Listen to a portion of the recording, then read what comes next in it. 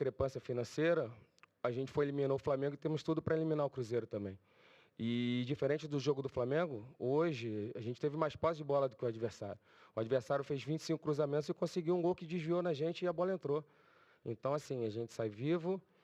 Muitas vezes se falam de uma situação que não foi boa, mas a gente tira o mérito do adversário, né? Igual o último jogo lá, você tem o adversário que quer te vencer e que tem um grande time. Então, por isso eles conseguiram a vitória.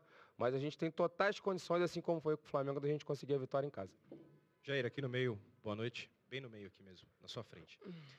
Depois já do resultado, a gente já observando redes sociais, que é um termômetro meio que praticamente em tempo real que a gente tem hoje, né?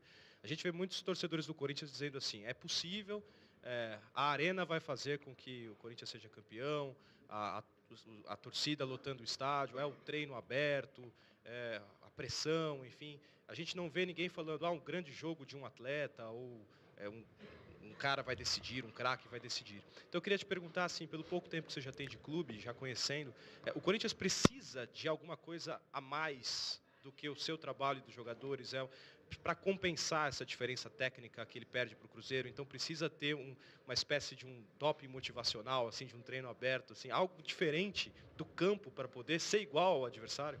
É um aliado, é um aliado. Eu acho que das mesmas críticas que nós recebemos do jogo do Flamengo, vamos receber hoje, se nós fizermos a mesma coisa que nós fizemos em casa contra o Flamengo, a gente sai campeão.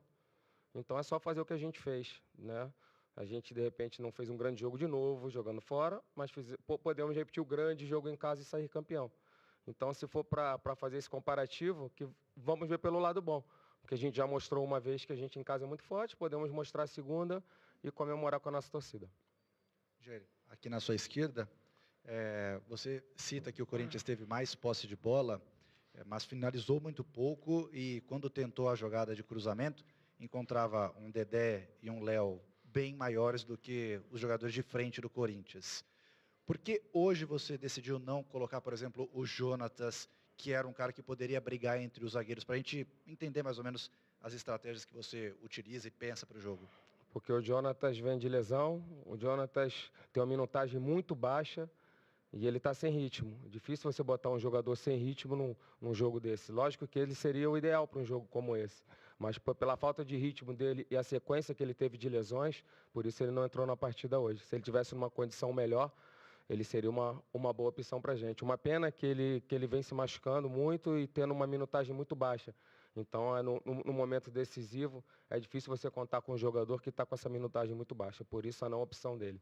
E a opção da situação da posse de bola, é lógico que a gente finalizou pouco. Mas quando eu falo da posse de bola, é para dizer que o Corinthians não jogou por uma bola. O time que quer transição, ele não quer bola. Ele dá a bola para o adversário para tentar uma transição. A gente teve a bola, mas tivemos dificuldade de criar. Isso concordo plenamente. São coisas distintas. Uma coisa é você não querer a bola.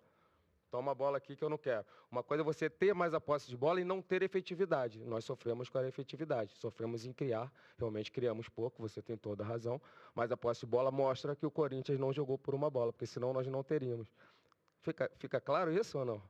Uma coisa é você ter dificuldade de criar, uma coisa é você não querer ter a bola. Tanto que nós tivemos a bola. Porque senão você pode, do futebol, ele te dá a situação, você pode dar a bola para o seu adversário. Né? E hoje o Corinthians teve mais posse de bola, mas com dificuldade de criar. Mas tem o jogo da volta. Jair, boa noite. Dos males, o menor é o que se fala, né? O resultado da vantagem mínima, 1-0 para reverter dentro da Arena Corinthians.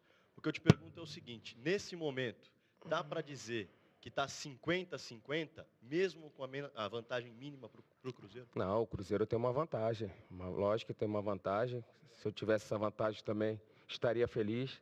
E a gente sabe como a equipe do Mano se comporta jogando fora de casa. Vai ser um jogo muito perigoso, tem uma transição muito forte. Né?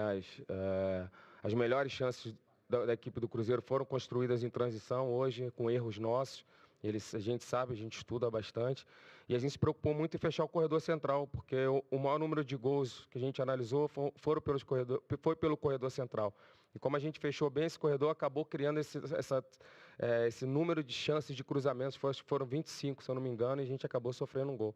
Então, é um cobertor curto. Você protege um lado e deixa o outro mais vazio. E aí, dentro dessa situação de tantos cruzamentos que eles conseguiram um gol e saem nessa vantagem.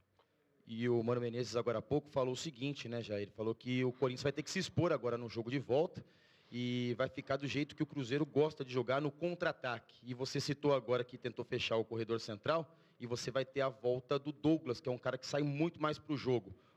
Ter uma dúvida na tua cabeça se joga o Gabriel ou se joga o Douglas, agora tendo que se expor um pouco mais e tendo esse contra-ataque perigoso do Cruzeiro para o segundo jogo? É o jogo. Você faz a vantagem em casa, você joga na transição jogando fora.